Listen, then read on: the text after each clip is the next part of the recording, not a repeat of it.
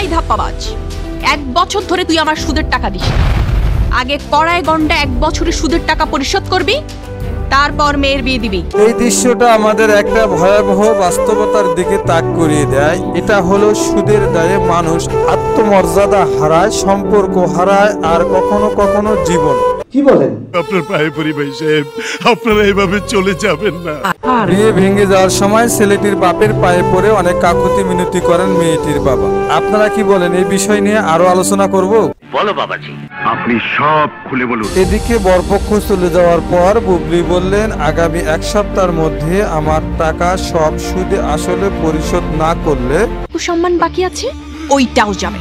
অন্যদিকে যখন বরপক্ষ চলে যান, বাড়ির লোক বিভিন্ন রকমের মন্তব্য করতে থাকেন। ঠিক তখনই মেয়েটি তার নিজের বাবার অপমান আর বিয়ে ভেঙে যাওয়ার যন্ত্রণা সহ্য করতে না পেরে ঘরের দরজা লাগিয়ে গলার সাথে রন্না পেঁচিয়ে ফ্যানের সঙ্গে ঝুলিয়ে আত্মহত্যা করেন।